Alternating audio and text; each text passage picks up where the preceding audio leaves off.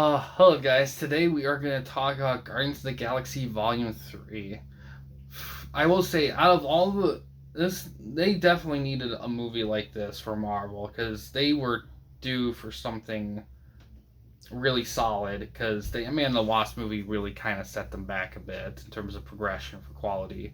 But anyway, this movie, of course, released this year. It's rated PG-13. It's 2.5 hours long. It has a 7.9 out of 10 on IMDb with a 335,000 ish user votes. It has 64% on Metacritic with 332 critics. It's directed by James Gunn, who did the other Guardians of the Galaxy movies. It stars Chris Pratt, who we just saw in the Mario Brothers movie, and Bradley Cooper, who was in The Hangover. The movie on Rotten Tomatoes is, let's see, has 82% by critics with 400 critics and 94% by audiences, about 10,000 ish audience people. Critics' consensus is a galactic group hug that might squeeze a little too tight on the heartstrings. The final Guardians of the Galaxy is a loving last hurrah for MCU's most ragtag family. And the audiences taking the team in a darker direction without sacrificing heart or humor. Guardians of the Galaxy Volume 3 ends the trilogy on an entertaining high note. Now, man, I do believe, man, have I reviewed the other Guardians of the Galaxy movies? I reviewed the second one, but I don't know if I reviewed the first one before. I'll have to check. But these movies, oh my god. Like, I will say this. I think out of all the MCU movies, I think the Guardians of the Galaxy movies are probably the most. I think if I'm going to go back and say what were the key movies of Marvel of all time, I have to say that the Guardians movies, I think, are the most key. And that might be controversial, but I'm going to say that because they took the most unknown. They're not even the OG Guardians.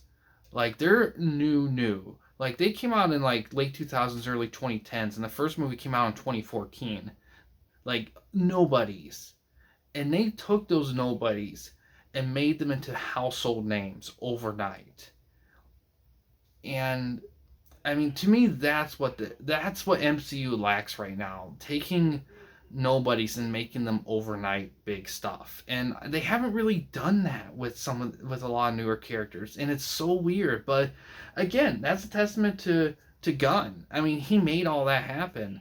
I mean, these movies are his babies. It almost makes you realize in hindsight the stuff they did with those characters outside of Gunn kind of went against his plans. We'll get to that in a little bit.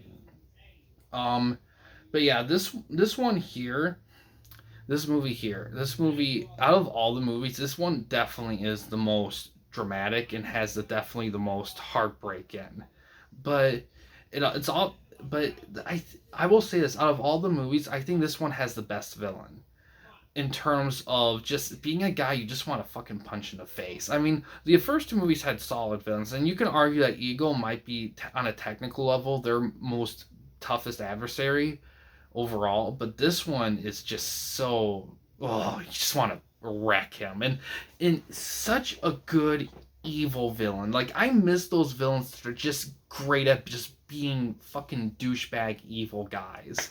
And I miss that, you know? I'm all for characters having depth, but you know what? Sometimes the most entertaining villains to me are ones that are just evil.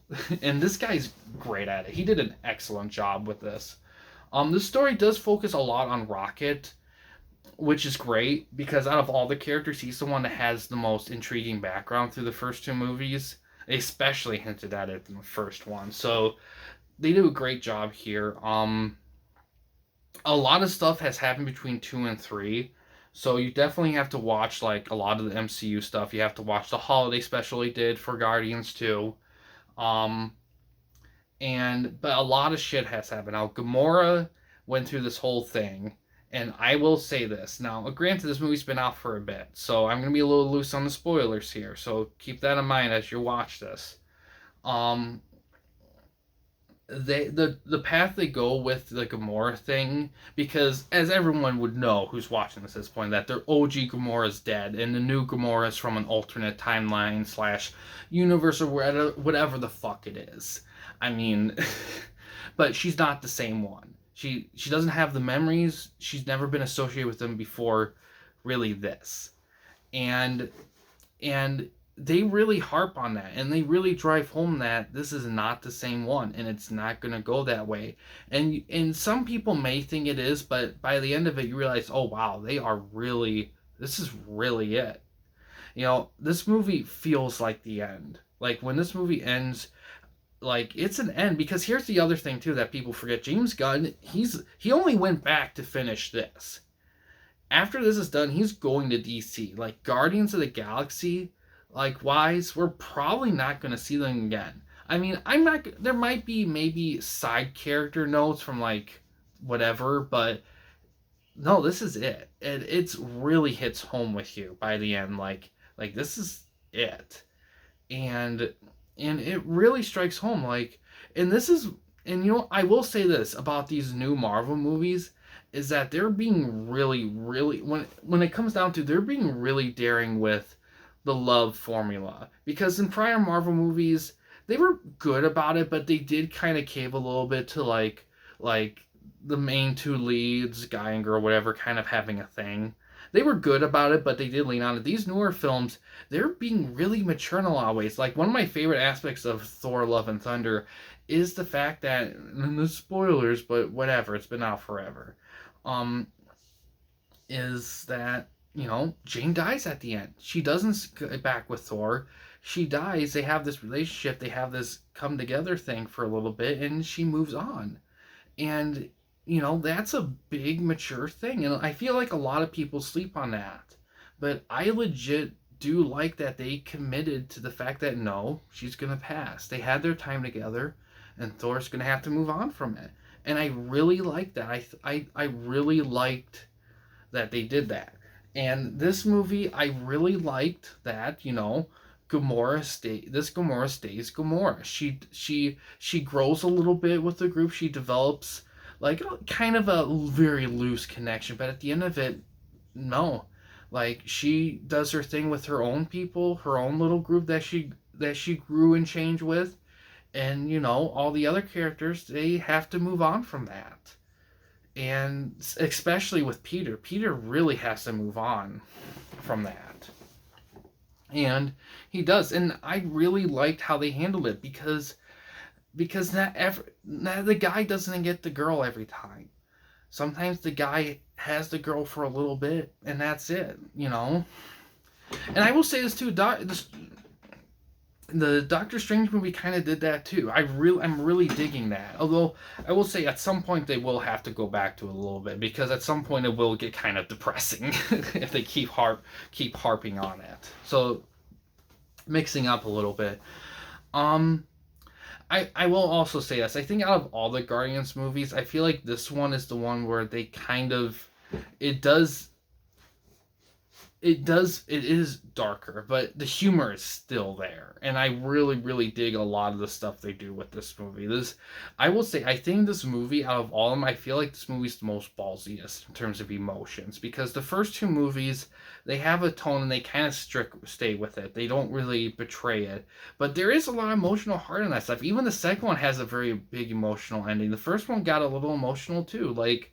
Out of all the movies, I do feel like that they really earned like the high stakes of it when they do get high stakes, and this film did. But like I said, like I think out of all of them, I think because this one is a little bit more on a serious side, it might have some people may prefer the first two a little bit more.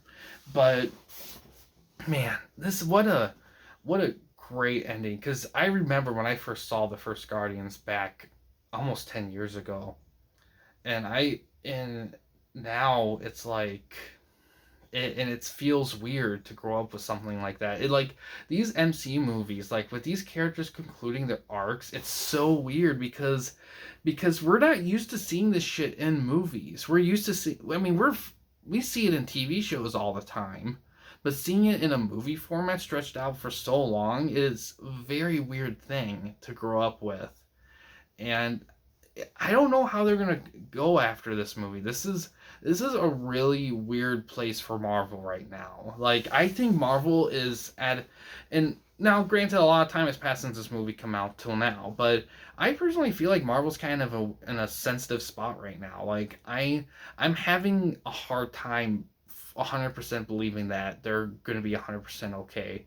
And to be honest, and we'll get to this a little bit later when we get into some more DC stuff, but DC's kind of in the same spot too. Like superhero stuff in general, I feel like is starting to wane, and I feel like we're gonna get back to more other stuff. But I'll get to that in other reviews. I don't want to get too much into it in here, but yeah, overall, this is a really really good movie. Really great, really solid, great end to a trilogy. Definitely a recommendation. And yeah, there's not really anything that's really bad in the movie in all honesty. I can't think of anything. I mean, like I said, I think the only thing that might throw some people off is that it is a little bit more serious and a little bit more dramatic and a little bit more sad than the other two. So, some hardcore fans may not 100% get into it because they may feel like it's a little bit off tone, but given everything that's going on and what this final movie fully means, I think they made all the right choices in this movie. And at the end of the day, especially like I said, especially with that whole Gamora's relationship with the team, I really really like the way they handled it. And this is what I was talking about earlier, because here's the thing: James Gunn never planned on Gamora dying. That was a total MCU thing. So it really went against probably his original plans for the third movie. So he had to kind of change things up that he didn't plan. But they did a great job of it. This, like I said, this is really a good, mature way of going about it. And by the end of the movie, we see the new team. Oh, that's the other thing. I almost forgot. Adam Warlock. The treatment of Adam Warlock. Now, when he was first teased at the end of Guardians 2, a lot of people thought it was Adam Warlock, and they turned out to be right. But they also talk about another character called Adam that I think was probably the original thing that people got too hyped up on. So they showed him here, and they didn't have him in the Affinity thing. Now, for anyone who doesn't know, Adam Warlock in the comics is probably the key player in that whole thing against Thanos that really helps defeat him, and they didn't use him at all. Period. Not a lick. And they bring him back out here, and a lot of people were kind of like, well, what's the point of him now? His biggest story arc they completely skipped over. And yeah, they kind of did. However, I will say this: I do like the guy who plays him. He does an excellent job with them, I feel like, at least. And I like the character. I think they did a good job with the character. I have no complaints about him. I think the only real critique is the fact that he just came too late. He should have come sooner, but it is what it is. But he's still solid. I have no complaints about that overall, though. But yeah, outside of all that, this is a really, really great movie. Definitely a recommend for sure. But overall, though, that's going to do it for this specific video here, guys. Thanks for watching. In case you guys want to chat with anyone at the Campy Company, you didn't want to use the YouTube comment section, we do have a couple options. First one is we have a Discord channel. You can find a link to that in the About page / About section of our channel. We also have a community tab in our channel as well. You can access that anywhere at any time. But yeah, guys, thanks for watching. Please subscribe and like the videos. Have a good day.